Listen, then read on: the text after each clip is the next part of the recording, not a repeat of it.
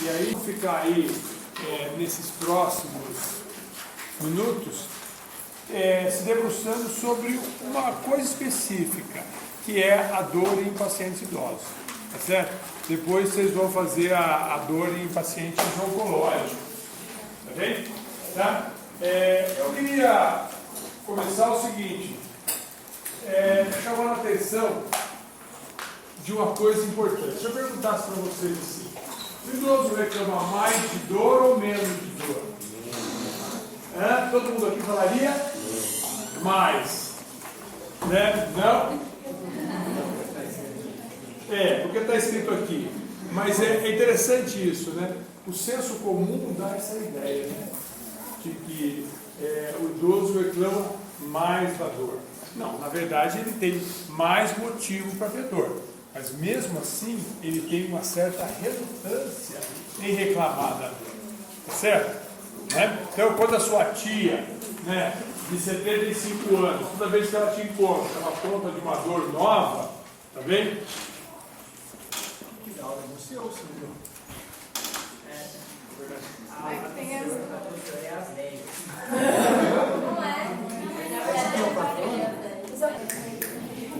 Então,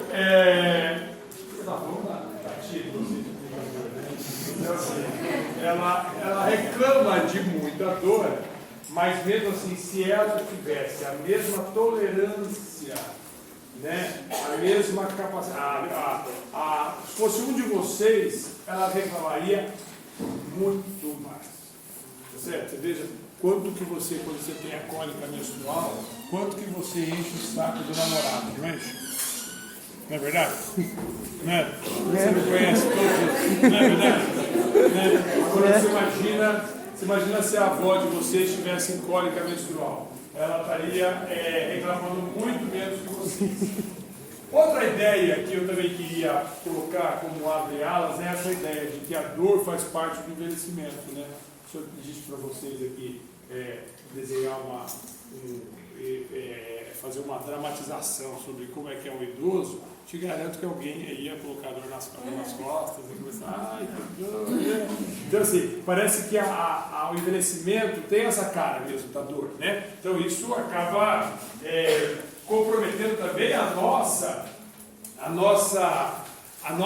o nosso trabalho como médico, né? A outra coisa é alterações sensoriais concomitantes, né? Quer dizer, o indivíduo também tem uma certa dificuldade para escutar, para enxergar, até para sentir, para equilibrar. Isso vai comprometer também muito do nosso tratamento. E aí, esse daqui é um ponto importante. Nós não estamos falando de um indivíduo que tem dor, que nem você com a sua cólica menstrual, né? É você a cólica menstrual e qual é a sua problemática, né?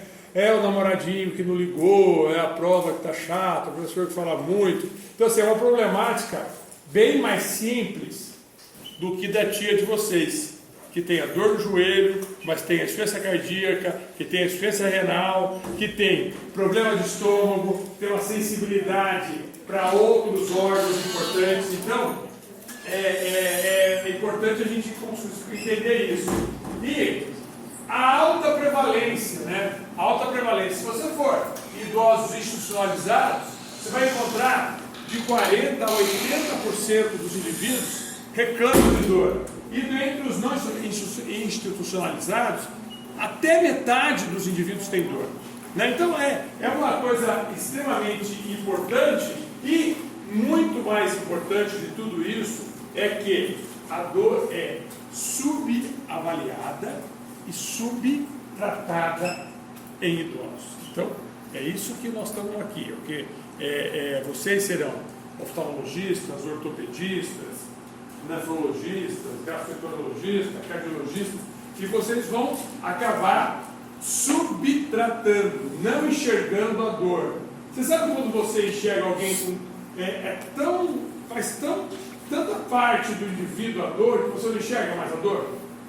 Sabe? Quando você fala assim, olha, poxa vida, aquela menina tem um olho lindo, azul, né? No primeiro dia você vê o olho, no segundo dia você vê o olho, no terceiro dia... Chega um momento que você já não identifica o olho, você já vê tudo. Entendeu? Então é mais ou menos isso que acontece com o idoso. Você já espera a dor, você já vê a dor, então Com isso você não enxerga mais a dor. Tá certo? E se você não enxerga, você não avalia, você não trata. Tudo bem? Tudo bem? Vamos lá. E aí, quando a gente olha para o indivíduo, é o seguinte: o que a gente quer como velho e com a gente é qualidade de vida. Certo? E a gente fica pensando o seguinte: quais são as doenças que atrapalham a qualidade de vida dos indivíduos idosos? Ou de qualquer indivíduo, pode ser um indivíduo adulto. Se a gente for analisar essas doenças, tá certo? Qual é o impacto negativo? Nós vamos chegar à conclusão, por exemplo, as desordens psiquiátricas interferem, as alterações dermatológicas interferem, o próprio câncer interfere, mas olha aqui as condições musculoesqueléticas, interferem muito na qualidade de vida.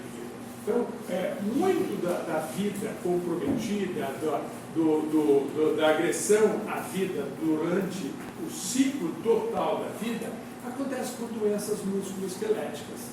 Né? Não é muito diferente da idade de vocês. Né? Como que vocês lembraram que vocês deixaram de fazer alguma coisa por causa de doença? Aí vocês vão lembrar que a doença é uma gripe, uma coisa, e uma dor. Uma dor porque jogou bola e se machucou, uma dor porque ficou com dor no bar, tá certo? Então, a doença musculoesquelética, ela compromete demais a qualidade de vida. E aí, eu queria chamar a atenção. Espera só um pouquinho.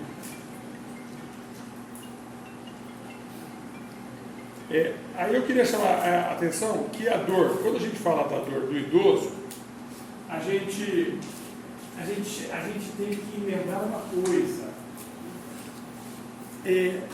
A sua dor talvez te dê um sentimento de dor e com isso você fica mal-humorado e fica limitado.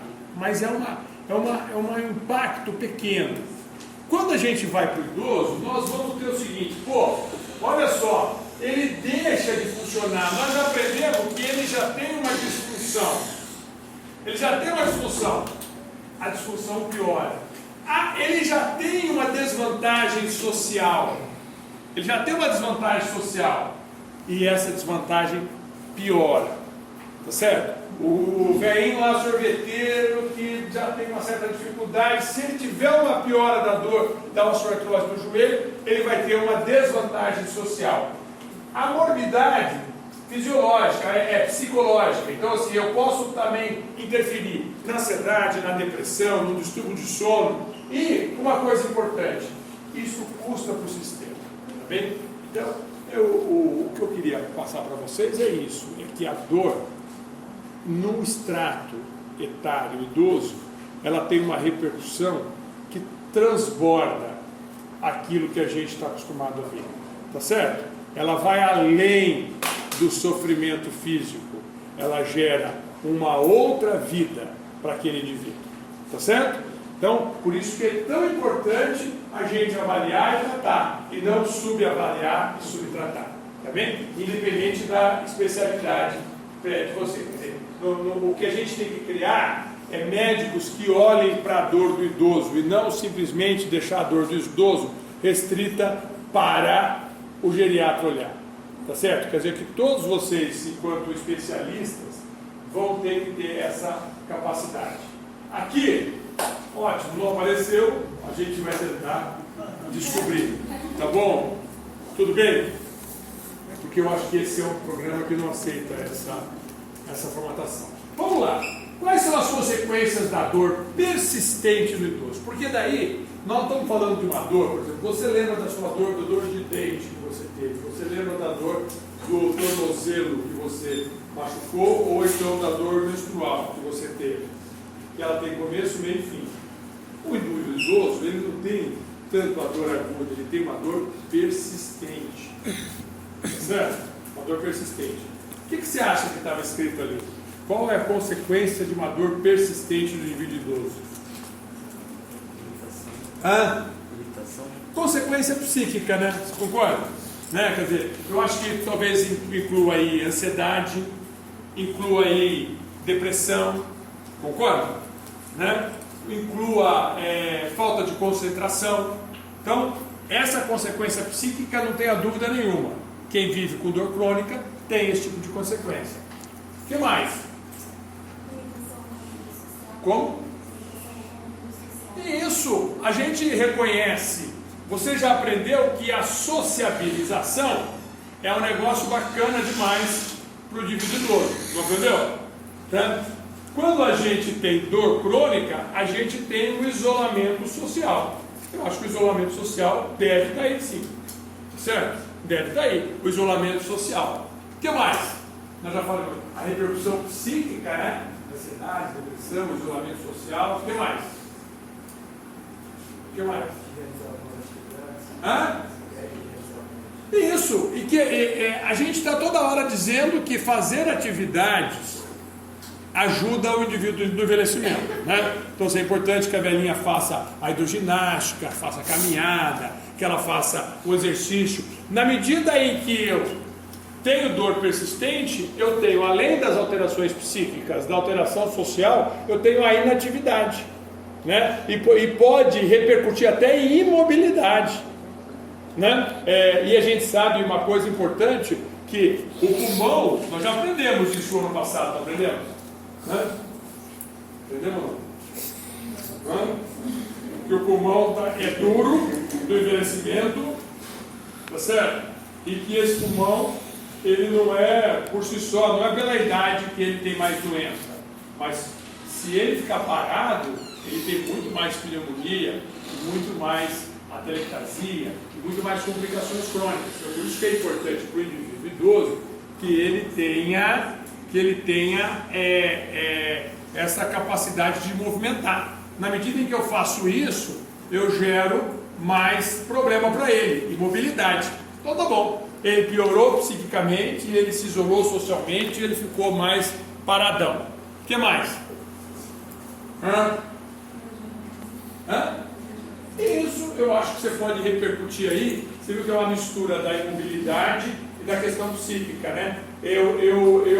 Talvez eu até mantenha a minha autonomia, mas eu perco a minha independência, porque a autonomia é a minha capacidade de decidir.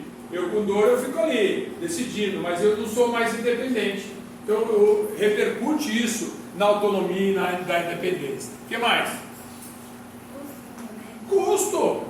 Eu acho que esse indivíduo, ele acaba, aquela aposentadoria que a gente reclama tanto que está estando limitada, na medida em que eu tenho que pagar a fisioterapia, o transporte do táxi até a fisioterapia, o tratamento, mais médico, então eu tenho um custo, tá bem?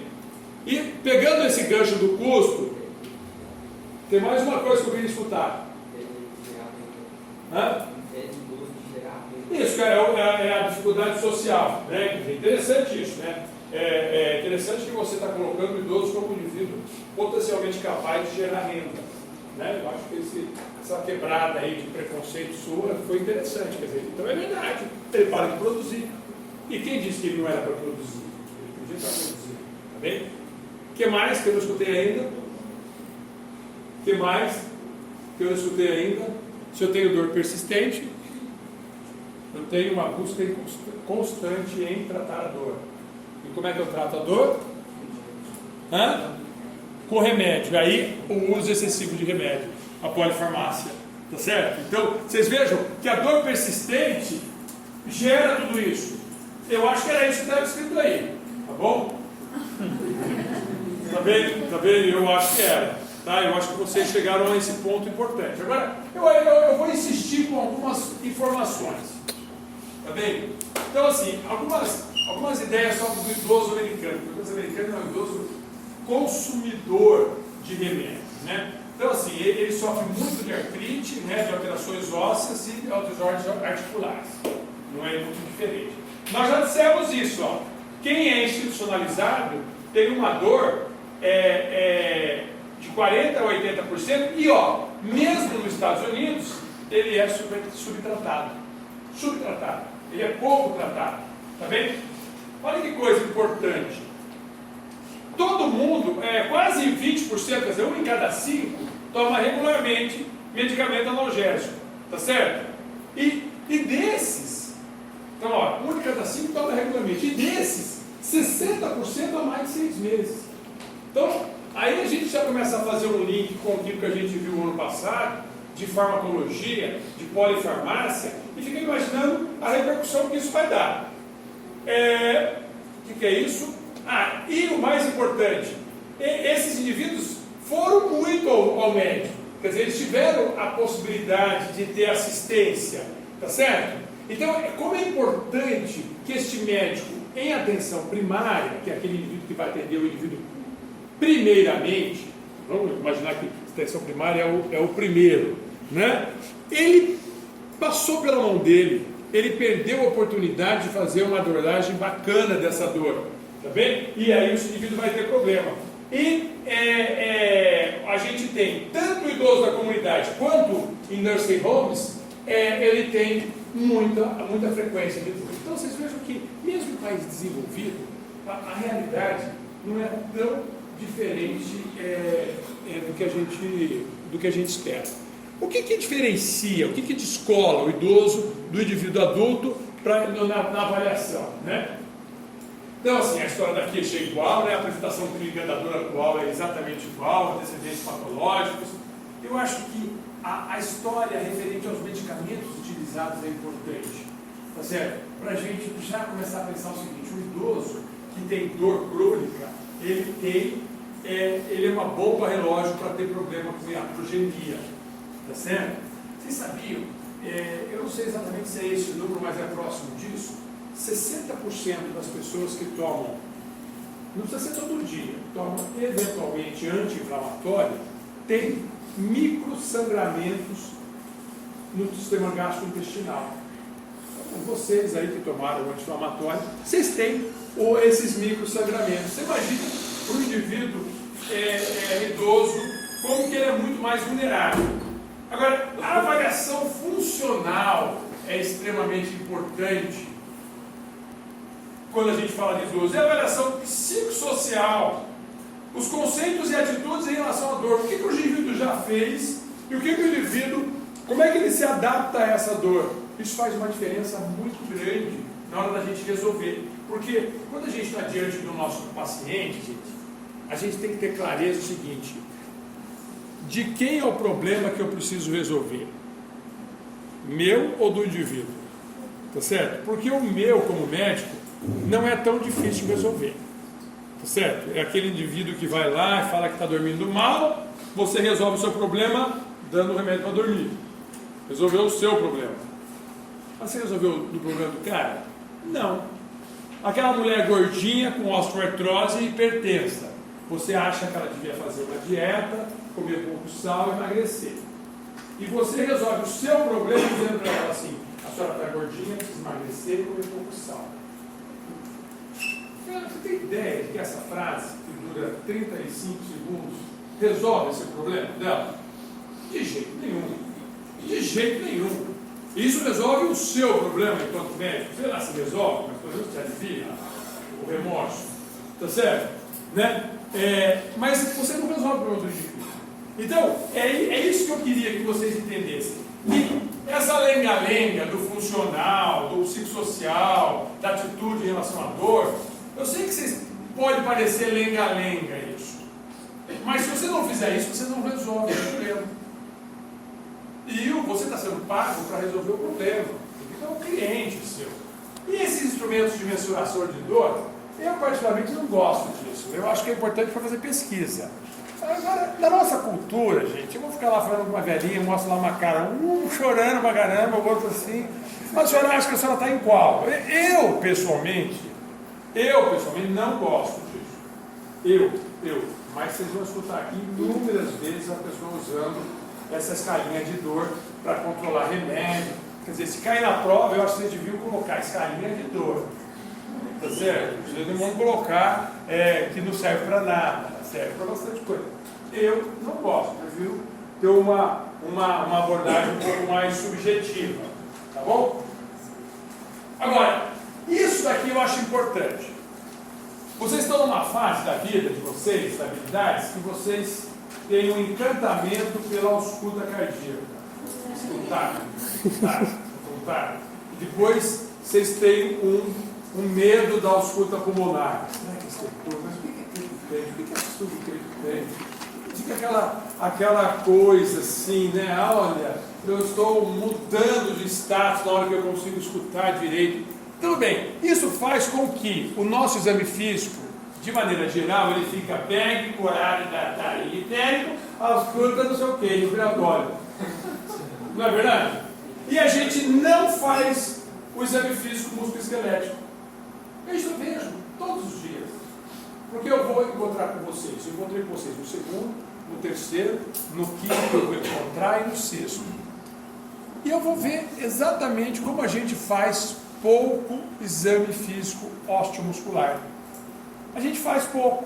A gente não olha, por exemplo, se eu tenho dor articular, a gente não olha a atrofia intermuscular. A gente não olha a escoliose. A gente não percebe que o indivíduo tem uma perna menor do que a outra e por isso tem dor nas costas. A gente não vê que o joelho está torto. A gente não vê que ele tem uma atrofia diferente da perna, um tônus diferente da perna. É interessante isso, a gente não vê a postura dos ombros. Então, gente, olhando, eu já consigo ver a simetria de grupos musculares, os edemas de articulação, as deformidades de coluna, olhando. A palpação, a maioria das articulações, elas permitem o exame físico de palpação. Eu consigo definir, palpando as estruturas, se aquilo ali tem artrite ou se tem só uma situação de artrose. O cotovelo é um deles, o ombro é outro, o joelho é importante. Então isso é importante. E a mobilização do segmento, olha que recurso semiológico importante, que é mobilizar os membros. Poxa vida, né? O ombro, eu já sei o seguinte, tudo bem, se eu mexer o ombro do indivíduo, eu estou testando só osso, que ele não fez nem assim na contração, ele não contraiu nem músculo nem tendão. Agora, se eu pedir para ele levantar os ombros, eu estou testando o ombro e o tendão. E eu já aprendi uma coisa, que até os 90 graus, ele usa deltoide, musculatura cervical. Depois dos 90 graus, ele vai precisar usar um pouco dos manguitos, dos 3 músculos do manguito rotador. Por isso que a lesão do ombro de manguito dá dor depois dos 90 graus. Tá certo? Então, você vê que a mobilização, né, seja no joelho, por exemplo, quando eu faço uma pressão anterior do joelho e o indivíduo sente dor, é mais sugestivo de menisco. Quando eu faço uma pressão lateral e o estresse lateral, eu tenho uma dor, eu tenho uma chance de ter o ligamento lateral comprometido, medial, o ligamento medial. Então, vocês vejam que hoje ainda a gente tem a semiologia como um grande aliado do exame osteomuscular, coisa que a gente não faz. É um defeito nosso. Tá certo? E eu acho que esse defeito é por causa do encantamento que o estetoscópio traz. Né? Ele traz esse encantamento. Né? O equilíbrio e a mobilidade. Né? Ver o indivíduo movimentando. Isso é extremamente importante para avaliar a dor. E na parte do exame neurológico, vocês ainda não aprenderam ainda o exame neurológico, mas o exame neurológico é extremamente importante, porque ele vai checar a sensibilidade, a força muscular e os reflexos. Nós vamos aprender daqui a pouquinho da dor neuropática. A dor neuropática, ela tem como característica dar uma hiporreflexia. Hiporreflexia. Tá bem? Tudo bem? Bom, vocês já aprenderam isso aqui no módulo, né? Que a dor, ela pode ser neuropática ou nociceptiva. Tá certo? A nociceptiva, ela depende do estímulo de receptor. Tá certo? E a neuropática, ela depende de uma fisiopatologia no dorso do nervo. Tá bem? É uma diferença do tipo de dor. A nociceptiva, ela pode ser somática e visceral. Vocês já aprenderam isso, né? É possível, né? Faz quantos dias você está nesse modo de dor? Não, que uma semana. 2. 3. Não é possível que ninguém falou isso. Falou. Tá. Como é que eu diferencio somático e visceral? Tem alguma coisa clínica que sugere se é mais somático ou se é mais visceral? Somática é uma dor no músculo. Se eu der um tapa na coxa dela, ela vai ter uma dor somática. E se ela tiver uma dor em cólica, vamos parar da cólica menstrual, tá certo?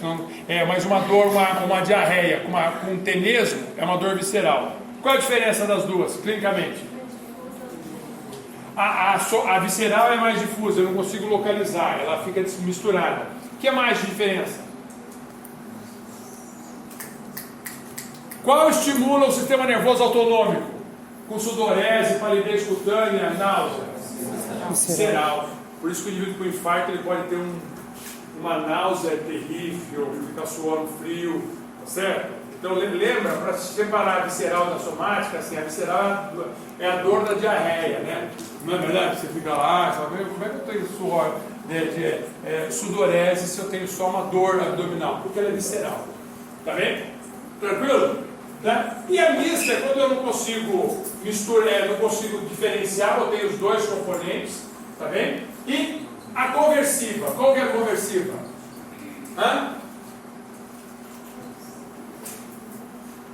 Conversiva é a que tem um componente psicossomático bastante importante, tá bem? Tá bom?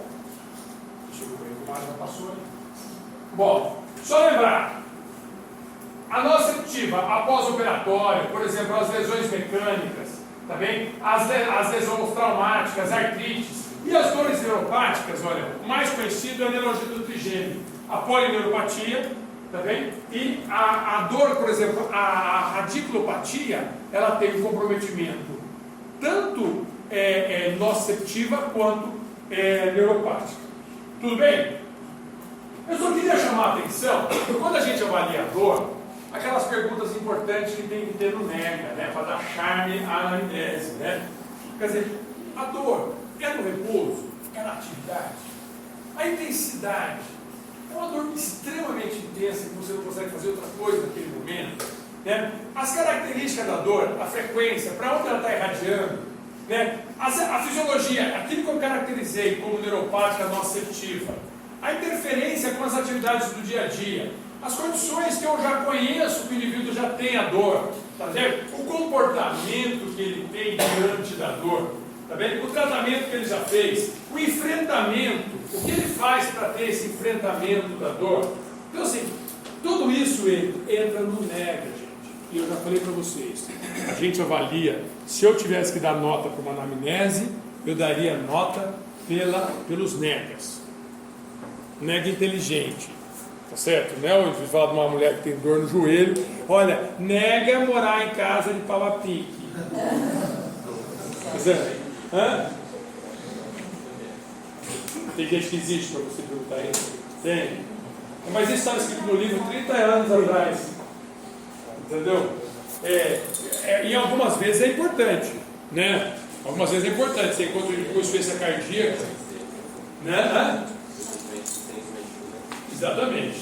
Bom, tudo bem. Então é importante, o NEGA, eu acho que ele dá um charme para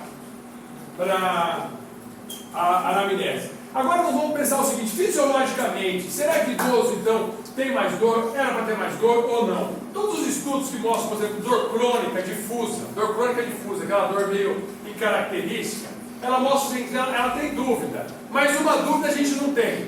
Quem que sente mais dor? Homem ou mulher? Hein? Mulher, né? Mulher é campeã da dor. Alguém tem dúvida aqui disso? Alguém tem dúvida ou não? Não? Isso não adianta falar para mim que é preconceito, que nada. Isso é estatístico. Tá certo? Tá aqui. Tá? Agora, o idoso, você pode ver que alguns estudos mostram, isso aqui é a verdade, ó. Essa fase aqui dos 50 a 60 anos, o idoso novo é o idoso que reclama. O idoso velho é o idoso que não reclama. Por isso que o envelhecimento ele vai se adaptando a essas situações. Ele vai dando outras virtudes, como por exemplo a resiliência. Então, a gente sabe que realmente nós temos muito mais causa de dor de acordo com que a gente vai envelhecendo, tá bem? Aqui esse é o estudo que trabalha com todas as idades. E a gente tem uma fase que a gente tem muito mais dor, porque tem mais doença, tá certo? Mas ainda a gente não está bom o suficiente, não está velho o suficiente para tolerar a dor. Tá certo? Tudo bem? Vamos lá. Isso aqui também vocês já aprenderam, não aprenderam? né? Uma picada aqui, vem as fibras A, delta, beta, C, vem aqui, vai no dorso, vai lá em cima, a vida está doendo. Aí ele reclama e eu tenho uma reação, tá certo? Algumas vezes eu tenho um reflexo que bate aqui e volta, não precisa nem subir, tá bem? Mas é mais ou menos esse o sistema. O que muda no envelhecimento aqui? O que muda no envelhecimento? Vamos chamar atenção para algumas coisas. Ó, nesse sistema nervoso periférico, tá bem? Eu tenho a diminuição de fibras. Tá bem? Olha só, eu tenho a velocidade de condução nervosa devido ao fluxo sanguíneo que envolve o neurônio, diminui também. Menor número de sinapses, tá certo? Só que tem o seguinte, tem maior número de fibras com danos. Então o que a gente acontece? É como se eu tivesse essa eletricidade com um fio mais descascado. Então, muitas vezes, o estímulo tem que ser um estímulo muito mais forte para passar tudo. Tá certo? Só que eu tenho que lembrar que eu tenho mecanismos inibitórios também. E eles também sofrem dessa coisa diminuída. Então, para resumir, nós temos um limiar de dor aumentado, o estímulo tem que ser maior, só que a minha tolerância depois e os meus mecanismos fisiopatológicos para compensar a dor, já que ela existiu, fica diminuído também. Tá certo? Então, de um lado, a dor demora mais para começar e ela demora mais para acabar. Tá bem? Então, essa é a primeira parte. No cérebro, o que a gente acontece? A gente já aprendeu, né? O que chama a atenção são os neurotransmissores. A dor passa pela serotonina, passa pela noradrenalina, tanto é que nós já vamos aprender que os anticonvulsivantes servem para melhorar a dor. E na medula espinhal, o que a gente tem? Essa perda progressiva dos neurônios noradrenérgicos e serotoninérgicos. Tá certo? Então essa condição diminui. Tudo isso para dizer o que, gente? Desculpa, eu não disse. Eu tirei uma coisa. Para dizer o quê? Que o limiar aumenta e a tolerância diminui. Parece contraditório isso? Então assim, demora mais para começar, mas quando começa, a dor demora mais para acabar. Tá bem? Existe uma teoria também que até a questão imunológica, os macrófagos, é isso que eu ia mostrar para vocês. Eles interagem junto com esses nervos, atrapalhando essa condução. Tá bem? Vamos lá. Vamos falar de doença. Eu posso chamar 3 grupos de doença: as musculoesqueléticas, as neuropáticas e as reumatológicas. Tá bem? Osteoartrose, tudo bem, né? Tudo bem, já aprendemos no módulo ano passado. Osteoartrose é uma doença de cartilagem. O tempo é extremamente determinante disso. Tanto é que eu tenho a genética, mas a idade é que faz diferença. As doenças degenerativas do disco, da coluna lombar, elas têm muito de osteoartrose, mas tem discopatia também. A osteoporose e fratura e a gota. Tá bem? Então essas são as doenças osteomusculares mais comuns entre os pacientes idosos. Existe também uma doença que é só de idoso, só que ela não é tudo comum, que é a pseudogota. A gente chama de condrocalcinose. É uma gotinha, tá certo? Ao invés de ser deposição de ácido úrico, é de cálcio. Tá bem? E as dores neuropáticas? O diabetes é o grande causador da dor neuropática, da neuropatia periférica. Só que muitas vezes ele não vem na forma de dor, pode vir só com forma de parestesia. Na verdade, a parestesia é uma dor tipo parestésia. Tá certo? Mas não é assim que o indivíduo vai reclamar. Ele não fala que ele tem dor nas pernas, ele fala que ele tem um formigamento nas pernas. A dor pós-herpética, né? Que vocês já aprenderam, o herpes zoster, vocês já estudaram em algum momento ou não?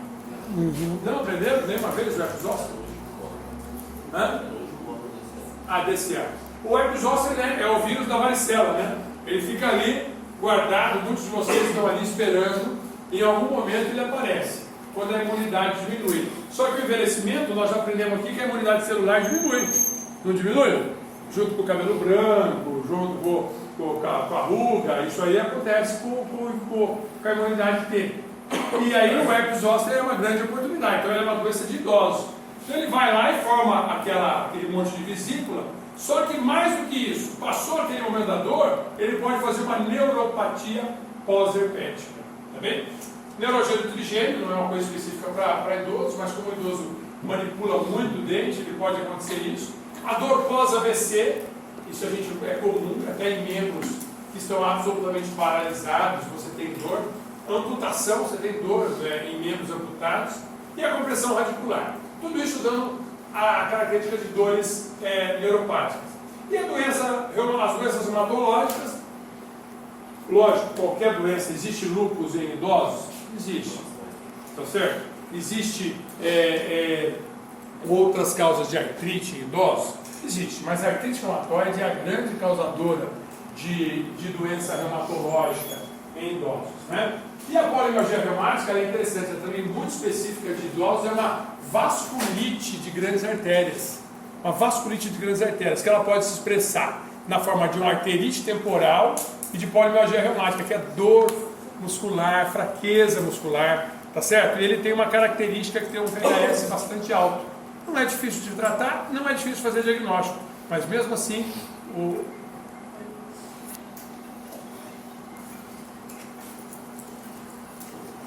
Oi?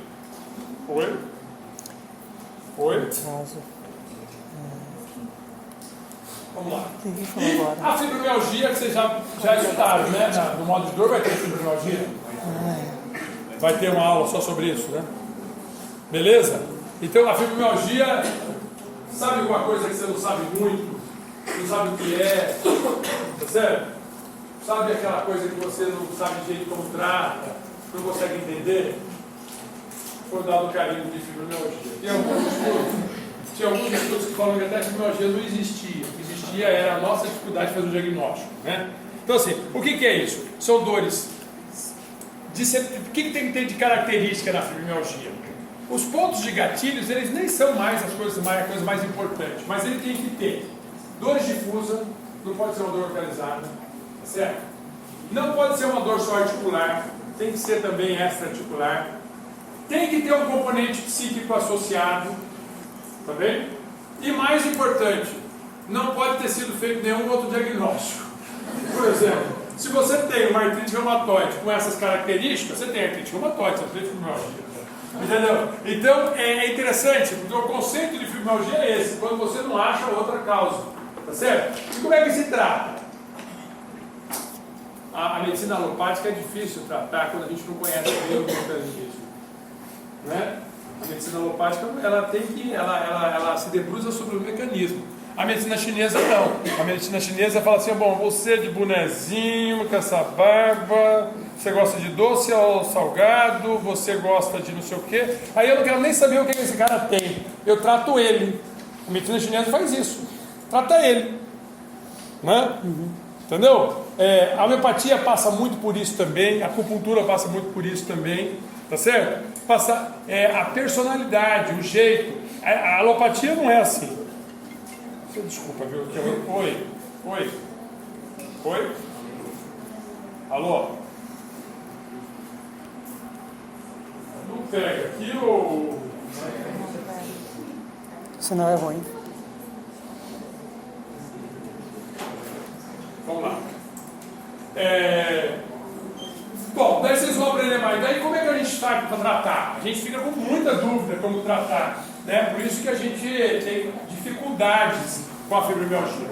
Vamos falar de tratamento de dores gerais. Eu quero falar sobre um pouco de analgésicos para a gente entender com o idoso. O paracetamol, o acetaminofén, é um analgésico simples e ele é o meu grande campeão. Toda a literatura é muito convencida. Gente, não sei o que está acontecendo. Oi. Tudo bem, eu estou dando aula, Beth. Você pode me ligar daqui uma hora, pode ser? Ou eu te ligo, tá bom? Eu ligo nesse número. Tá bom, valeu, tchau. Ó, muito indicado para quase todos as analgésicos, o primeiro step do tratamento da analgesia, tá bem? A grande vantagem do paracetamol é que ele tem poucos efeitos colaterais. Ele tem uma possibilidade de hepatotoxicidade, mas em dose alta. E o grande problema do paracetamol é que ele é barato, está no posto de saúde e é indicado para muita coisa. Você acredita que isso virou problema? Porque A pessoa não acredita no remédio. Você vai lá com uma grávida com dor na barriga, que remédio que ela recebe? Paracetamol. Aí uma criança com o nariz escorrendo e dor de cabeça, chega lá, qual que ele recebe? Paracetamol. Aí a avó dessa criança vai lá com dor no joelho, uma dor no joelho com o joelho tudo torto, doendo para burro, paracetamol. Aí você tem uma dor lombar, tá certo? Qual é o primeiro step? Paracetamol. Então, ficou muito descrente. E mais do que isso, usando subdoses. Então, a gente pode usar com tranquilidade 3 gramas por dia. Você vai dar um comprimido no posto de saúde, tem de 500. A gente pode comprar de 750, usar até 4 comprimidos por dia. Então, se a gente usar em doses adequadas, ele é um bom analgésico. Não dá para a gente pular essa fase de analgésico simples, tá certo? Agora, esse que é o nosso problema, é o anti-inflamatório. Vocês lembram do mecanismo do ácido araquidônico? Vocês já estudaram isso já? Pô, vocês falaram que não, também nessas 6 semanas vocês ficaram fazendo o quê? Não é verdade? Tá bem? Então, aí a gente acaba, esse mecanismo do ácido araquidônico, ele é o que dá o processo inflamatório, que dá todo aquele mecanismo de hiperemia, de aumento de fluxo sanguíneo, e que gera dor isso. Poxa, se eu conseguisse inibir isso aqui, seria uma coisa legal, tá certo? Existe então, os anti-inflamatórios, que eles inibem a ciclooxigenase. Então, até aqui, gente, até aqui, ó, eu tenho um anti-inflamatório natural, a gente tem um mecanismo de compensação. Passou desse mecanismo, isso foi induzido por uma dor de dente, por um trauma. Então vale a pena a gente tentar inibir só a COX-2. Lógico que inicialmente a gente aprendeu a inibir todas as COX. Então a gente diminui a capacidade de resposta inflamatória. Só que lembrar, depois vocês olhem para cá, lembrar que eu preciso desse sistema da ciclooxigenase para repor, por exemplo, o fluxo sanguíneo do meu estômago, para repor o meu fluxo sanguíneo do meu rim, tá certo? Das minhas artérias. Então ele é bom para mim. Se eu bloquear isso, eu posso ter problema. Eu posso bloquear por 2, 3 dias, mas eu não posso bloquear o tempo inteiro. Por isso que os usos de anti-inflamatórios, ele gera problema cronicamente, principalmente para aquele indivíduo vulnerável. Quem é o indivíduo vulnerável que a gente conhece? O indivíduo idoso, principalmente o idoso com comorbidades. Os anti-inflamatórios, esses são os que a gente, são os mais neutros, né? São os que inibiriam pouco a COX-2 e a COX-1. E aí a gente falou assim, poxa, se a gente achasse um COX-2 seletivo, eu poderia fazer o seguinte, olha, vamos fazer um COX-2 seletivo? Não, aqui ó, eu poderia fazer o seguinte, isso daqui eu manteria e eu só trabalharia isso, tá bem? O grande problema é que quando eu faço COX-2 seletivo, eu atrapalho a parte vascular. Então os COX-2 que dão menos problemas de estômago, menos problemas de rim, dão mais problemas de coração. Tá certo? Então, ele é uma coisa que ajuda uma coisa e atrapalha a outra. E você pode ver que não tem um remédio absolutamente COX-2 e um absolutamente neutro, entendeu? Todos eles têm um perfil mais ou menos misturado. O diclofenac, talvez vocês mais usem, tá certo? O ibuprofeno, tá certo? O naproxeno, que os americanos gostam muito. Então, eles estão no meio termo que a gente chama de não seletivos. E o que a gente acaba utilizando, o celecoxib, o próprio meloxicam, também, eles têm um perfil que vai um pouco mais para COX-2. Oi? Eu nunca vi um paciente, por exemplo, que é frequente idoso ter insuficiência. Insuficiência cardíaca. Daí o paciente tem que fazer uso crônico de AS. Eu vou te responder daqui a pouquinho. Olha, isso aqui, gente, é um teste oftalmológico. Eu vou aproveitar para ver quem precisa usar uma correção de refração, certo? Tá bem? Aqui é só uma lista de todos os anti-inflamatórios e as dosagens, tá? É que nesse aqui ficou muito pequeno, tá bem? É uma lista, depois eu posso passar para vocês E as dosagens, eu queria chamar a atenção aqui, o AS, né, ele é um anti-inflamatório, só que a gente usa como anti-inflamatório porque ele é muito, ele tem muitos efeitos colaterais, a gente usa mais como um antiagregante plaquetário. Naquela listinha ali, se eu usar pequenas doses, se eu atuar na ciclooxigenase só, eu vou fazer só antitrombótico. Então por isso que o AS em dose baixa funciona como isso.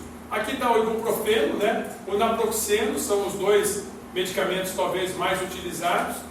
Tá bem? A indometacina, que é algo muito potente, a gente usa mais para quadros de reumatismo. O piroxicam, que é o feldene, também bastante utilizado. Tá bem? E o diclofenaco, que está aqui. Tá bem? Acreditem, está tudo aí. Tá bom? Então vamos responder a pergunta dele. Ó.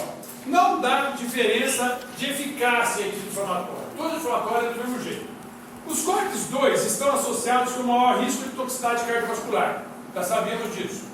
A indicação prévia do H. pylori pode reduzir o risco de úlcera por anti-inflamatório. Então isso é uma coisa importante. Já que eu vou usar muito anti-inflamatório para aquele paciente, eu posso tentar ver se ele não tem H. pylori. Porque se eu erradicar antes, eu tenho menos efeitos colaterais.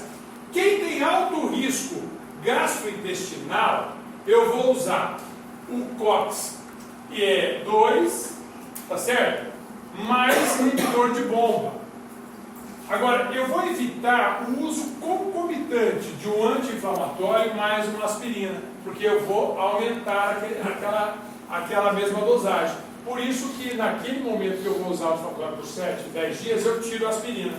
Tá bem? E quando você usar um anti-inflamatório, no idoso, você observa, edema, hipertensão e congestão pulmonar. Tem um número que eu gosto muito de falar. Vocês sabiam que dos 5 idosos internados, de cada 5 idosos internados na cidade hoje, um está internado por conta direta ou indiretamente relacionado a remédios. Então você vê como é importante remédio. Tá bom? Tá. Principal causa de internação hoje no Sistema Único de Saúde é a insuficiência cardíaca de idoso. De cada 5 idosos internos com insuficiência cardíaca, um foi desencadeado por uso de anti-inflamatório não hormonal. Tá certo? Isso é extremamente comum, né? Na prática. Tá bem? Interessante, por exemplo, eu mostrar para a prova um caso clínico de uma insuficiência cardíaca que começa a ter edema e o uso de anti-inflamatório é uma coisa importante. Quem sabe, né? Uma pergunta boa, mesmo que você já saiba que vai cair, mas se você decorar isso hoje, amanhã e ainda no outro dia alguém mandar para o WhatsApp, não esqueça que ele falou que vai cair, que é insuficiência cardíaca, para mim já está ótimo, não é verdade? Para mim já está ótimo, porque o que eu queria era isso, o que eu queria era diminuir a sua nota, eu queria que você enfiar isso na tua cabeça, tá bom? Os opioides, esses são subutilizados nos idosos, tá certo? E os idosos são mais sensíveis. Isso é bom? Isso é ruim, mas pode ser bom. Ele é mais sensível? É verdade. Ele é mais sensível, ele dá mais efeito colateral, mas ele responde a doses menores. Tá certo? Então isso é uma coisa boa. Ele tem uma meia-vida muito longa, então eu uso doses menores. E quais são os efeitos colaterais? A cognição, a depressão respiratória, a sonolência, a obstipação, a náusea e vômito. E o mais interessante, os opioides têm uma característica. A tolerância com efeitos colaterais acontece antes da tolerância com os efeitos benéficos. O que significa isso? Que eu começo a tomar, por exemplo, o Xilex, aquela dor na barriga e náusea. Palma que isso passa. Realmente, depois de 4 dias passa. Isso é tolerância. Só que a tolerância com os efeitos benéficos demora mais. Então, vai chegar uma hora que aquele alívio da dor não vai acontecer. Só que é lá na frente. Tá certo? É só a partir daí que eu vou começar a ter dificuldades em relação aos efeitos colaterais. Então eu posso usar doses baixas, por isso que ele é o segundo step dos idosos para dor crônica. Não é anti-inflamatório, é analgésico simples, aí você passa para opioide fraco. Tá bem? Os opioides, né, ó. Nós temos olha aqui, ó, step 2, ó. Tramadol, codeína e hidrocodona. Tá certo? O problema da hidrocodona é um pouquinho mais caro, mas ele é interessante. Tá bem? A codeína e o tramadol são semelhantes. E na farmácia a gente tem isso associado a paracetamol, que é o Tilex, que é o Tracet, tá bem? Como todo opioide, pode gerar efeitos colinérgicos, tá certo? Como constipação, alteração de memória, sonolência, tá bem? E aí, no segundo, os fortes, a morfina, tá certo? A oxicodona e o fentanil. Metadona, eventualmente, tá bem? Mas aí a gente pode usar a morfina, que é mais barato, lógico que tem toda uma questão dos opioides que o Mário vai discutir melhor, porque ele vai trabalhar no tratamento de câncer. Tudo bem? Eu posso também usar os coadjuvantes. Por exemplo, os tricíclicos podem ser utilizados, não só os tricíclicos, mas outros antidepressivos. Os anticonvulsivantes, qual que é a primeira indicação para dor neuropática? Os anticonvulsivantes, né? Pregabalina, gabapentina e carbamazepina. O que você ia falar? No tratamento da dor, você falou, primeiro seria o ONI, depois vai para o opioide fraco. Mas quando você faz essa mudança, você continua com o ONI ou você tira... O ONI que você está falando é anti-inflamatório. Anti-inflamatório, Não, o anti-inflamatório não está nessa lista. Primeiro é analgésico simples. O anti-inflamatório, quando a fisiopatologia da doença é inflamatória, por exemplo, ele teve lá uma dor lombar com comprometimento, uma lombociatalgia aguda, tá certo? Aí tem inflamação, aí eu vou usar 5, 6 dias de anti-inflamatório. Mas uma dor crônica de osteoartrose de joelho, que eu tenho há 1 ano, analgésico simples, dipirona ou paracetamol. A gente não coloca dipirona porque a literatura americana não fala de dipirona, mas ela pode ser semelhante. Aí eu já vou para o opioide fraco. Mas associa. Associa, por quê? Porque o opioide fraco, ele potencializa a ação o analgésico simples, ele potencializa a ação dos opioides fracos. Tanto é que você tem no mesmo comprimido isso.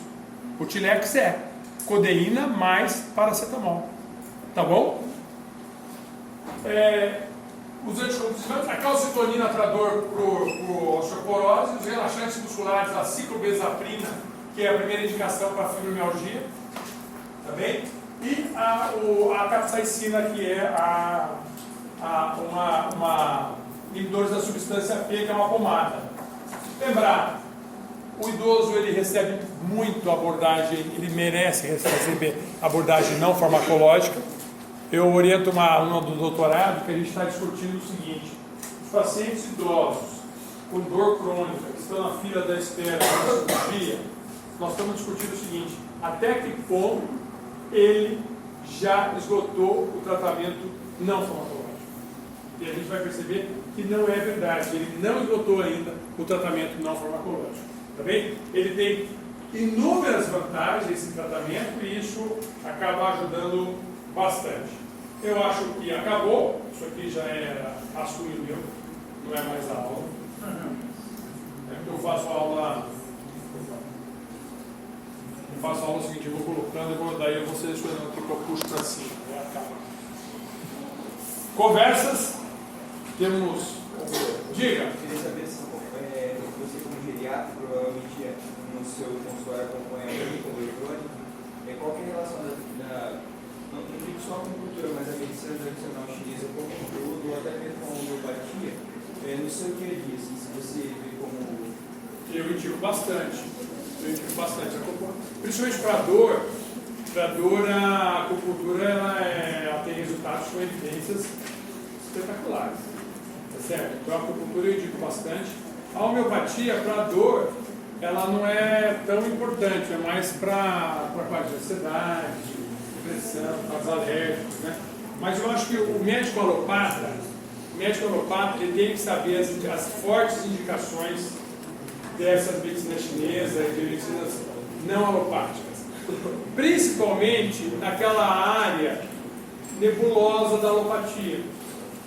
Por exemplo, nós não sabemos tratar dor crônica adequadamente, nós não sabemos tratar zumbido adequadamente, alergias, a alopatia não sabe tratar alergias adequadamente, tá certo? Pacientes com ansiedade e depressão que não conseguem tomar medicamentos alopáticos, a gente não sabe tratar também, entendeu? Então, naquela área em que a alopatia não consegue ser eficiente, você pode ver que você acha bastante coisa em medicinas não alopáticas. E a acupuntura é o que eu mais indico. Eu acho que a acupuntura é uma especialidade médica bem legal. Bem legal. Oi?